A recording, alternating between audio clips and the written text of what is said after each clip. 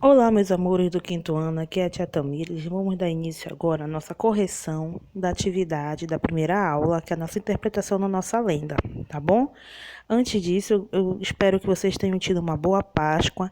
Não comam muito chocolate para não dar dor de barriga, tá bom? Vamos dar início então. Olha só, vamos lá. Correção de atividade, capítulo 4, primeiramente a página 10, tá bom? Vamos ver. A primeira questão é justamente a leitura da lenda, da primeira parte da lenda, tá bom? Então vamos lá para a segunda. Segunda questão da página 10. Assinale o tipo de narrador presente nessa lenda. Lembrem que estudamos no primeiro bimestre dois tipos de narradores: o narrador observador e o narrador personagem. O narrador personagem é aquele que participa da história. Ele conta a história, mas ele está participando da história, ele é um dos personagens daquela história e é sempre em primeira pessoa. E o narrador observador é aquele que não participa da história. Ele está vendo a história, ele viu a história acontecer e vai contar aquela história. Ele então é uma terceira pessoa. De acordo com a nossa lenda, a pessoa que está contando a lenda, ela não é uma personagem, ela não está na história. Ela viu a história e está contando agora aquela lenda para você. Logo, então, se ela está contando a lenda, ela não participa da história, ela é o quê? Terceira pessoa, um narrador, observador. Marca aí com a tia. Terceira questão. Copie um trecho que justifica a sua resposta anterior. Temos vários trechos durante a primeira parte da nossa lenda. Temos como sugestão aqui: todos tinham muito medo da cobra grande, mas mesmo assim iam procurá-la para pedir que libertasse a noite. Porém, ela não atendia nenhum pedido. Queria que a noite só para ela. Tá bom?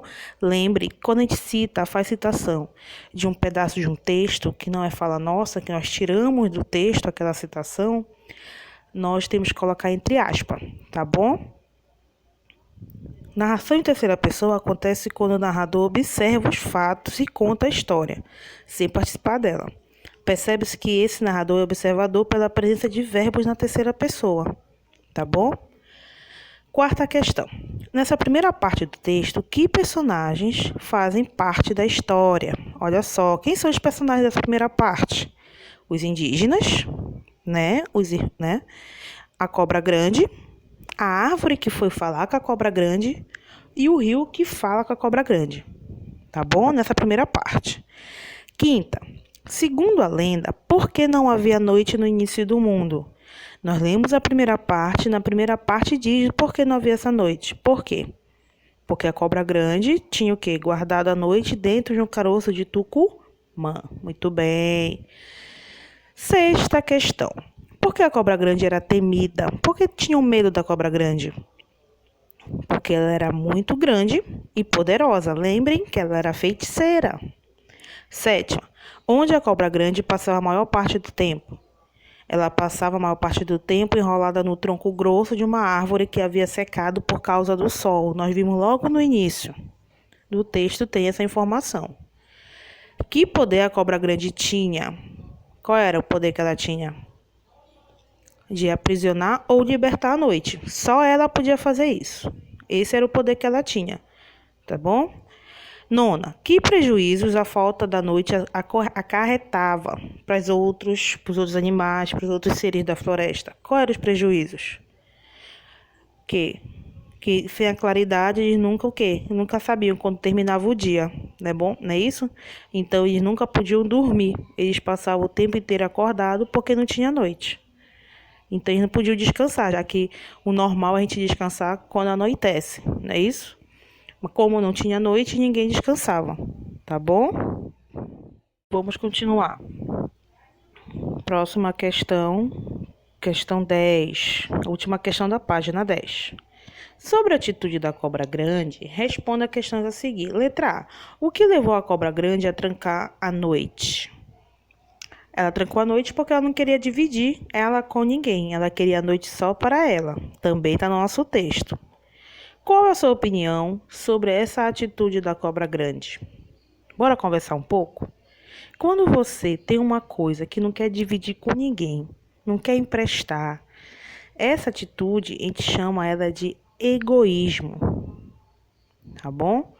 Ah, tia, mas eu não gosto mesmo de emprestar minhas coisas, eu sou obrigada? Não, ninguém é obrigado a emprestar ou dar nada para ninguém. Mas, a partir do momento que você também quer alguma coisa do colega emprestado, de alguma outra pessoa emprestado, você tem que entender que aquela pessoa também tem o poder, o direito de não querer emprestar. É errado? É, porque se o outro está precisando, não custa emprestar. Mas a partir do momento que a pessoa não gosta de emprestar, não gosta de dar alguma coisa, dividir algo, essa pessoa é chamada de egoísta. E é justamente a situação da cobra grande. Ela revela atitude egoísta, porque ela não queria dar noite para ninguém, ela queria a noite só para ela. Continuando, vamos para a página 12 e 13. Primeiro a página 12, claro, né? Bora lá. 12ª questão. Já aqui já é a parte 2 da nossa lenda, tá bom? Bora lá. Sobre esse trecho da história, responda as questões a seguir, que é a parte 2 da lenda. Letra A. O primeiro parágrafo desse trecho apresenta 2 novos personagens. Quem são? Quem é que aparece na segunda parte da lenda? A filha da cobra grande e o marido dela, né? Que era um índio. Letra B. Qual é a importância desses personagens para desenrolar a história? Por quê? O marido, né? Ele é indígena. E a filha da cobra grande, que é casada com o marido, fica com pena do marido porque ele não consegue descansar. Então é ela que pede para libertar a noite. Então ela manda os irmãos do marido dela pedir para que a cobra grande mande o caroço de Tucumã que ela vai libertar a noite. Essa é a importância desses 2 personagens, que é com eles dois, a partir deles dois, que vai acontecer o quê? A libertação da noite, tá bom? Letra C. Por que a filha da cobra grande não se preocupava com a ausência da noite? Porque assim como a mãe dela, ela podia dormir a hora que ela bem entendesse, porque ela também era feiticeira como a mãe. Então, por isso, ela não tinha dificuldade nenhuma, se era noite, se era dia, ela poderia dormir e descansar a hora que ela bem entendesse. Vamos lá? 13ª questão. Releia o diálogo entre a indígena e seu marido. Vou lhe contar um segredo. Que segredo? Minha mãe tem o mistério da noite. Agora, analise as seguintes definições das palavras destacadas e assinale aquela que mais se aproxima do sentido apresentado no texto. Mistério é aquela coisa que você não sabe o que é uma coisa que é secreta, é oculta, né? É um mistério. Vão descobrir o que é, não tem uma explicação, não se sabe como aconteceu, tá bom? É um segredo. Bora ver? Primeiro quadrinho, mistério. Tudo que a inteligência humana é incapaz de explicar ou compreender. Tá errado? Até que não. Mas é do contexto ali da conversa entre a filha da cobra grande e o marido? Não, né? Olha só o outro. Mistério. Coisa secreta, oculta, enigma, segredo. Tá encaixado no contexto da conversa? Está, né? Se ela diz que é um segredo, ela chama um mistério de segredo. Não é isso na conversa? Então, o segundo quadrinho, tá bom? 14ª. A indígena pediu ao marido que atribuísse a 3 irmãos uma tarefa. O que eles deveriam fazer? Lembra? Vocês leram parte 2? Lá eles tinham que fazer o quê? Eles tinham que ir até a mãe, né? Que é a cobra grande, e pedir que ela libertasse a noite. E dizer que foi um pedido da filha dela. Que só assim ela poderia ser atendido. Como a filha que pediu, né? 15ª. Porque a indígena tinha certeza de que seu pedido seria atendido pela cobra grande. Ora, por quê? Porque ela era filha da cobra grande. Então ela tinha certeza que a mãe dela não ia negar. 16ª. Por que as árvores se encheram de esperança? Por quê? Porque quando os índios passaram e as árvores viram eles passar, perguntaram, né? Para onde eles iam? E eles disseram que eles iam até a cobra grande pedir para libertar a noite porque a filha dela tinha pedido. Então, elas sabiam que a cobra grande não podia negar um pedido da filha. Então, elas já sabiam que a noite ia ser libertada. Continuando nossa correção, questão 17. Qual foi a condição da cobra grande para entregar aos indígenas o caroço de Tucumã que continha a noite? Ela entregou como pedido pela filha, né? Só que a condição era que eles não abrissem o caroço, pois eles não iam ter o poder de controlar a noite que ali dentro se encontrava. Foi essa a condição, que eles não abrissem o caroço antes de entregar para a filha dela. Bora lá, continuando. 19ª questão da página 15, porque a 18ª questão é para ler a parte 3, tá bom? Você já leu a parte 3, nós vamos agora fazer a correção da questão 19. Que qualidades são atribuídas aos 3 irmãos? A letra A. Quais são essas qualidades? Obediência e curiosidade. São 2 qualidades, 2 características. Letra B. Qual dessas qualidades prevalece? É a obediência ou a curiosidade? Eles abriram o caroço, né? Eles foram obedientes? Não. Porque a cobra grande disse que não era para abrir. Mas eles abriram. Eles foram curiosos. Que ação resulta dessa qualidade? O que aconteceu depois que eles tiveram a curiosidade de abrir o caroço?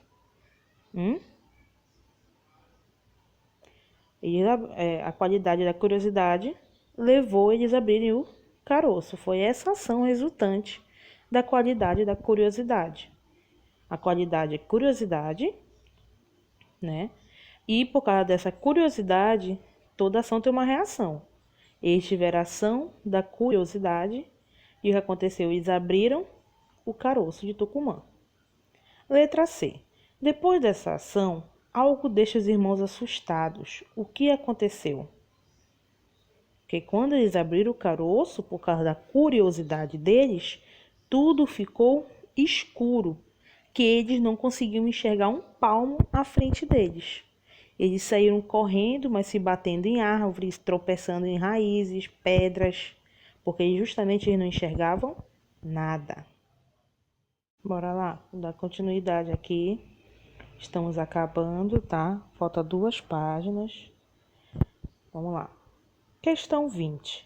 Depois de os irmãos libertarem a noite, houve uma sucessão de fatos, numérios de acordo com a ordem dos acontecimentos, tá bom? Depois que eles abriram o caroço de Tucumã e libertaram a noite, veio acontecendo algumas coisas. Primeira coisa que aconteceu, número 1, os bichos que estavam dentro do caroço foram soltos. Número 1. Número 2. Os bichos que escaparam passaram a fazer barulho e foram ouvidos pelos irmãos. Número 3. Muitas coisas que não tinham vida, se transformaram em diferentes tipos de animais. Número 4. Os 3 irmãos ficaram assustados com as transformações em volta deles. Número 5. Os irmãos procuraram a canoa, mas não a encontraram porque estava muito escuro. Número 6. Um dos irmãos deu uma cabeçada em uma árvore. Número 7. Outro irmão trombou com uma pedra. Número 8. Outro irmão quase se afogou tentando encontrar a canoa. Então, a nossa sequência fica assim: 4, 1, 5, 7, 3, 8, 2, 6. Tá bom? Essa é a nossa sequência. Essa é a sequência correta. Tá certo? Você pode ver durante a leitura da parte 3, está nessa sequência. Continuando, página 16, questão 21. A respeito das ações dos personagens, assinale V nas afirmativas verdadeiras e F nas falsas. Bora lá. Como feiticeira, a indígena adivinhou que a noite tinha sido libertada quando ouviu o barulho dos insetos noturnos. Foi assim que ela descobriu? Foi a indígena que descobriu? Não, né? Foi a filha da cobra grande. Então, essa é falsa. Segunda. O marido da indígena não teve medo da noite, pois confiava muito na esposa.